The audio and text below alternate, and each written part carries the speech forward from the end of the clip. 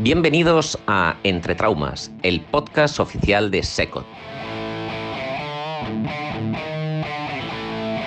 Somos la cara B de la especialidad. Debates, entrevistas y mucho sentido del humor, de la mejor especialidad del mundo y como nunca antes se había hecho.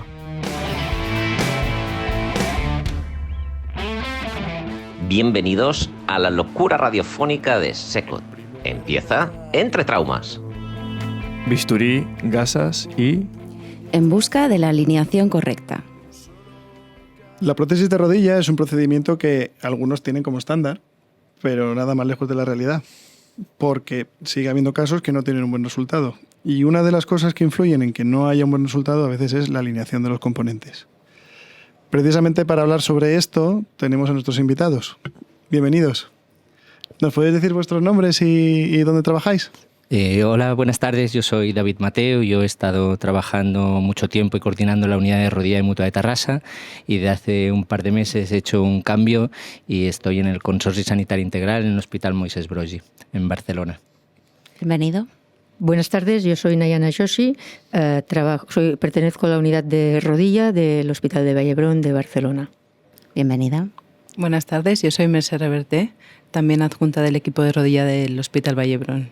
También muy bienvenida. Gracias. Gracias por estar con nosotros. Gracias a vosotros. Gracias por invitarnos. Hombre, claro, qué menos. ¿Qué es esto de la alineación correcta? ¿Qué es lo que tenemos que buscar de manera general a la hora de colocar una prótesis?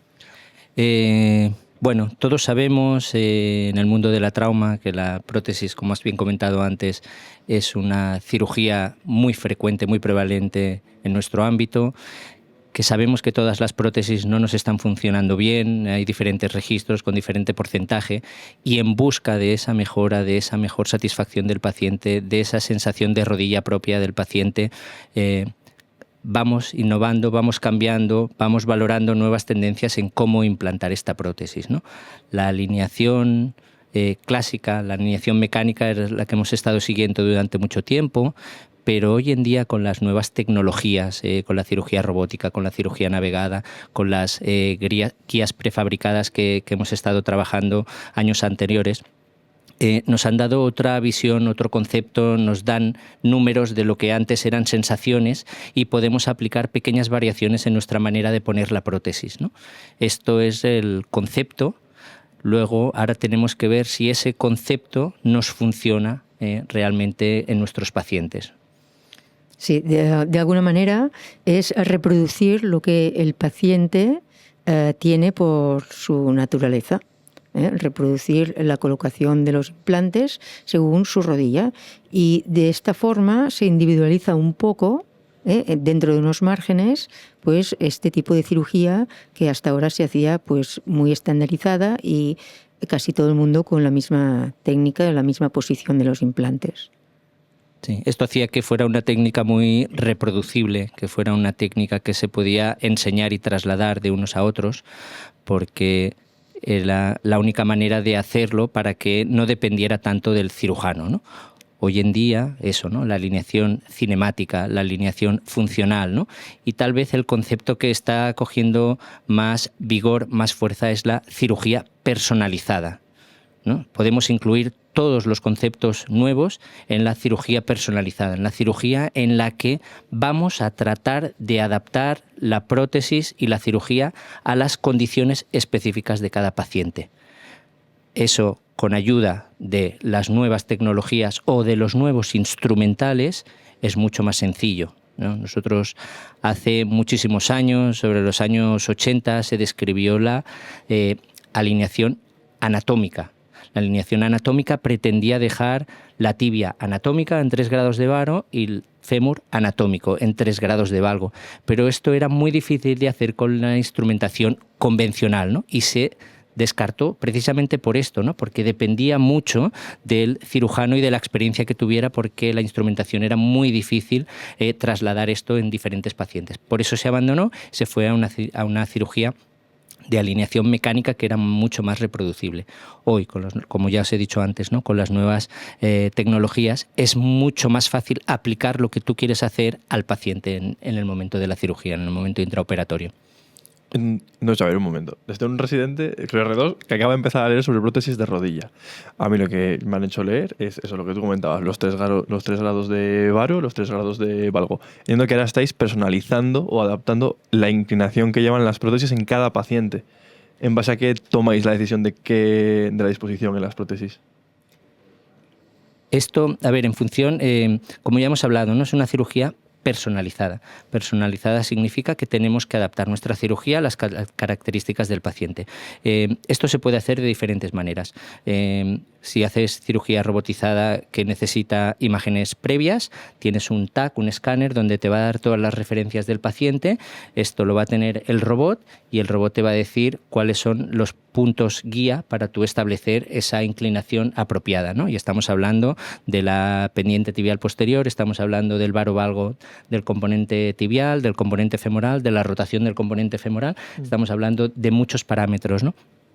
Esto también se puede aplicar con cirugía navegada, ¿no? Con la toma de muestras intraoperatoria de los puntos estratégicos que te va pidiendo el navegador. Esto te recrea una imagen tridimensional de tu paciente y luego tú puedes aplicar, tú le puedes decir, una vez tienes una imagen 3D de la rodilla que tienes en el campo quirúrgico, tú le dices, yo la quiero dejar en 2 grados de varo, en 1 grado de varo. ¿Cómo decides esto? Tienes diferentes opciones. O controlando el déficit de cartílago que tienes intraoperatorio, si tú tienes un déficit de cartílago vas a poder restar ese corte óseo para restaurar la línea articular, o sobre todo lo que yo soy muy amante es hacer una planificación preoperatoria. Igual que tú planificas una osteotomía y mides tu ángulo distal de fémur, tu ángulo proximal tibial, pues haces lo mismo y ya sabes preoperatoriamente qué ángulos tiene este paciente para luego trasladárselo al navegador, el robot, o intentar con las nuevas instrumentaciones que también te permiten variaciones de ángulos, trasladar esto al paciente. Perdona, en la pregunta que has hecho de como R2, tienes que conocer lo clásico, lo básico. Y a partir de aquí sabrás modificarlo para cada paciente. Pues una de las enseñanzas importantes es la planificación preoperatoria, ¿no? Sí. Es importante, ¿no?, hacer un estudio completo con la telemetría, valorar el eje global, si existe la deformidad, si es intraarticular o si tiene el fémur, la tibia, si hay otros componentes que afectan a la deformidad global de la extremidad, cómo se comporta la rodilla en flexión, en extensión, si es inestable, si tiene una laxitud de la parte medial, de la parte externa, ¿no? Todo esto al final te ayuda todo un poquito a la colocación del implante y también el tipo de implante que se utiliza en función de todos estos parámetros. ¿Vale? Yo diría que la alineación cinemática lo que pretende es intentar adaptar la prótesis a la extremidad del paciente para no modificarle tanto los ejes de cara a que en el posoperatorio pues tengan una mejoría funcional, que en la alineación mecánica no se ha llegado a conseguir al 100% ni al 90%. ¿no? Hay un porcentaje nada desdeñable de pacientes que no están contentos con la Sí, con que la no consiguen prótesis de esa rodilla. sensación que hablabais antes de rodilla propia. De alguna manera burda es devolver de los andares propios al paciente. Oye, pues mira, eso me lo apunto así escrito.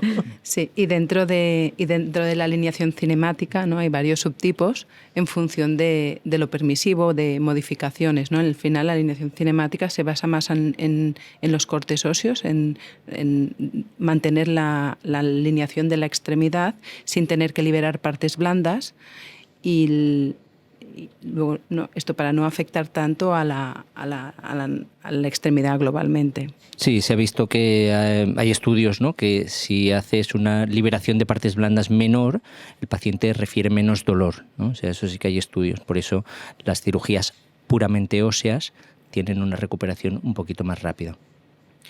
Normalmente, ¿qué preferís? Lo digo porque no sé si influye realmente, porque en el fémur no hay más opciones que hacer una guía intramedular, pero la tibia es un debate, a lo mejor es tema solamente de preferencia. Pero aquí ya te tenemos que corregir, porque con las nuevas tecnologías... Para eso hemos venido. Con las nuevas tecnologías de robótica y navegación, sí, no invadimos el canal medular del fémur. Pero navegáis todas las prótesis. Ahora Lo digo porque hay hospitales la mayoría. Lo digo porque hay hospitales que ni siquiera cuentan con navegador, que esa es otra. Porque también... Se trata de que el paciente se recupere lo antes posible con el menor dolor y la mayor funcionalidad. Claro, cuanto mejor cuidamos sus huesos y sus ligamentos, y no seamos tan agresivos, pues mejor recuperación inmediata. Si no hay más remedio, pues sí. ¿Os incrementa el tiempo quirúrgico la navegación de la prótesis? De manera significativa, me refiero. Si son 10 minutos tampoco creo que sea una cosa... Sí, en mi caso alrededor de unos 20 minutos más de cirugía con la navegación, si todo va bien y no hay ningún fallo. Entiendo medio. Que es colocar los pines y que el robot coja la Yo no estoy de referencia. acuerdo con esto, porque aunque tardes más de 20 minutos, es que te lo estás mirando con más precisión, te lo estás mirando con más detalle. Y cuando haces la mecánica, pues vas a tiro hecho. Y yo quiero hacer un apunte. Estamos hablando de una prótesis. ¿Qué sucede? Cuando tú tienes un manejo del navegador o del robot y conoces el software, tal vez en las primeras cirugías sí que se puede alargar. Pero lo que hace es facilitarte cirugías complejas. Cirugías que con instrumental convencional son complejas y tal vez puedes tardar más tiempo. El navegador o la robótica te los facilita. Y en cirugías que tal vez tardarías más tiempo, lo recuperas. Por lo tanto, es diferente hablar de una cirugía en un cirujano que no tiene experiencia o que sí que tiene experiencia. Y es diferente hablar en una cirugía compleja o en una cirugía sencilla.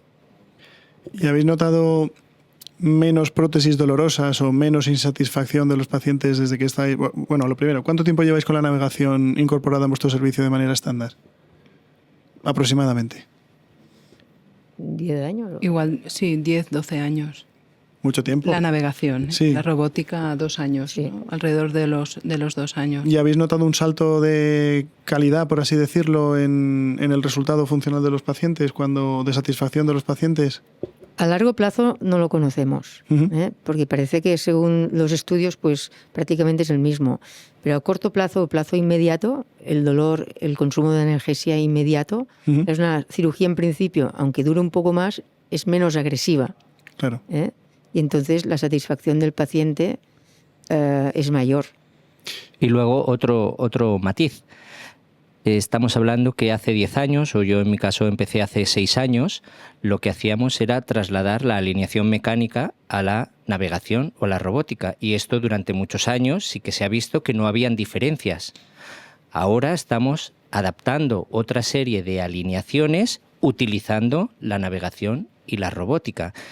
Sí que es verdad que hay series publicadas de este tipo de alineaciones que pueden funcionar mejor. Todavía no hay datos concluyentes. Yo creo que porque son estudios con Ns pequeñas y variaciones mínimas, que significa que estamos hablando de un procedimiento que va bien a que vaya mejor, no una prótesis de rodilla con alineación mecánica va bien y queremos que vaya mejor, no es un procedimiento que vaya mal y que con la alineación personalizada vaya mejor. Por lo tanto, las diferencias esperables son menores. Eso implica que necesitamos Ns mayores para que estas diferencias sean estadísticamente significativas. Pero sobre todo eso, ¿no? El que estas nuevas tendencias de cirugía personalizada se están adoptando, yo creo que hace un par de años, más o menos, y que todo esto lo veremos en el futuro. Ahora estamos empezando a adoptar estas técnicas, ¿no? Yo empecé a hipocorregir mis deformidades en varo hace 4 o 5 años y hace un par de años salí haciendo todos mis pacientes con alineación cinemática o funcional en función de si utilizo navegación o robótica. Pero claro, esto es difícilmente extrapolable al futuro porque todavía aquí estamos empezando. Y también hay que ver también la supervivencia de estos implantes con el tiempo. ¿No? Con la alineación mecánica se ha visto que la supervivencia en los 20 años es muy alta y faltará ver si en la alineación cinemática, que probablemente no se dejen los implantes en el eje en el eje perpendicular al suelo o al plano de carga, que esto también alterará hay que ver la durabilidad del implante, que no se aflojen, y esto se verá sobre todo a largo plazo. Es un estudio de supervivencia de los implantes en función de la alineación cinemática versus la la mecánica. Ahora mismo, ¿cuánto tiempo lleva la alineación cinemática en España y más o menos cómo de extendida está? Yo creo que el porcentaje que lo hace es muy bajo. Ten en cuenta que Howell saca su artículo Princeps en el 2013. A partir de ahí empieza a expandirse. Sí que hay algún cirujano que hace cirugía cinemática de hace mucho tiempo aquí en España, pero yo creo que somos los menos los que realizamos ese tipo de alineación. La robótica ha traído la alineación funcional y que creo que sí que está extendido en todas las personas que hacen robótica, pero tardará tiempo en implantarse todo esto a nivel global, por lo que decíais antes, ¿no? Que hay muchos hospitales que todavía están trabajando con instrumentación convencional y que hacer esta serie de alineaciones con instrumentación convencional es realmente complicado, si no a veces imposible. Imposible, sí. Yo creo que aquí en España va ligado la alineación cinemática, el inicio, la utilización de esta alineación con la robótica. Entonces la robótica es cara y no todos los hospitales pueden tener pues un robot. Pero bueno, se puede intentar siempre mejorar. Hombre, yo en mi práctica diaria también utilizo la alineación mecánica en algunos pacientes que tienen un osmoeje. La verdad que no utilizo sistemáticamente el navegador o la robótica. Yo utilizo la alineación mecánica y la navegación. Al principio sí que la utilizaba con más frecuencia y ahora con casos que hay un poquito más de deformidad o tal, para así cuantificar un poquito la deformidad, cómo corregirla y valorar la estabilidad del implante que ponemos. Por otra parte, este conocimiento de la alineación cinemática nos ha dado fuerza para que cuando utilizamos la mecánica con instrumentos no robóticos, pues no tengamos tanto miedo en dejar aquella extremidad pues un poco en varo si el paciente ya previamente tenía varo. O sea, nos da esta seguridad. De hecho, aplicamos un poco estos conocimientos de la cinemática pues en la mecánica y al final pues se hace una cirugía más personalizada a cada paciente. Y también un problema es la rotación de los implantes. ¿Todo esto también está controlado a través de la navegación y la robótica? ¿O esto ya es hay que darle un toque más artesano? No, depende. O sea, el componente femoral, como tú sí que tienes referencias anatómicas que generalmente suelen ser los cóndilos posteriores, esto tanto en instrumentación convencional como en cirugía navegada o robótica, sí que tienes unos puntos en los cuales tú basarte para dar la rotación. En la tibia, como ya sabes, es más complicado, ¿no? Y tenemos diferentes maneras de controlar esa rotación, pero sigue siendo más cirujano dependiente, ¿no? Con ese tercio medio de la TTA o en bandejas anatómicas pues el borde anterior o incluso pues en más cinemáticos pues a veces hacer una comprobación y el autoposicionamiento del platillo tibial, ¿no? O sea que también está descrito, ¿no? Lo de flexo extender varias veces, ¿no? Para que se vaya a su sitio más o menos. Míralo, ahí se quiere poner. Fíjalo ahí. ¿Hay alguna forma de ir ahí a aprender con vosotros? Siempre. Ya, cuando queráis. Pero eso, ¿cómo se puede solicitar algún tipo de rotatorio? Entiendo que las puertas están abiertas, pero ¿aceptáis rotantes o visitantes? Sí, nosotros está muy regulado a través del departamento de docencia, tanto de docencia posgrado, es decir, serían los residentes, incluso, bueno, hay todo un programa para que vengan los residentes, incluso los adjuntos, y también hay un programa aparte que quizás no sería el caso para los estudiantes más avanzados. El hospital está muy regulado y, bueno, es una serie de papeleo que se tiene que hacer, pero sí que hay todas estas posibilidades. Más que nada porque si Marcos o algún compañero quieren ir para allá, que tengan que aprender. Alguno igual, nosotros vemos todo mecánica. Me he enterado de lo que sería esto de la cinemática ahora en el Congreso. Bueno, pues bien, para eso he venido. Congresos, claro, efectivamente. Bueno, ¿algún mensaje que queráis decirle a la gente o a los resis o que nos esté escuchando? Bueno, yo sobre todo, que como decía Nayana antes, es importante conocer los principios básicos. Todas estas nuevas alineaciones no nos resuelven todos los problemas, son teorías que tenemos para intentar mejorar la calidad de nuestros pacientes sobre un procedimiento que ya funciona bien. Por lo tanto, asentar las bases de lo que es una prótesis de rodilla estándar y luego a partir de ahí ampliar conocimientos para intentar mejorar, hacer las cirugías y, por supuesto, alinear las rodillas y las prótesis en la mejor posición. Totalmente de acuerdo. Lo básico es básico, valga la redundancia, y a partir de aquí, cuando uno ya tiene los fundamentos bien estructurados, como los pintores, pues ser un poco flexibles. Quizás no pasarse como Picasso o otros pintores, pero bueno, ser un poco flexibles mentalmente para que el paciente, al final, que es lo importante, gane en función, en satisfacción y en supervivencia del implante. Sí, y también creo que es importante la utilización, como en el caso de los residentes o los adjuntos jóvenes que se dedican a la rodilla, sobre todo, la utilización del navegador o de la robótica te permite entender bien cómo funciona la rodilla. ¿No? Cada gesto que tú haces quirúrgico o intraoperatorio, cómo repercute en la rodilla, y esto al final también es un autoaprendizaje continuo, porque de cada caso aprendes, desde luego. Cada caso es un mundo. Sí. Pues nos gustaría estar más tiempo con vosotros, pero nos hemos quedado sin tiempo. Así que muchísimas gracias por estar con nosotros. Y recordad, somos Traumas, este es vuestro podcast y nos escuchamos en el siguiente episodio.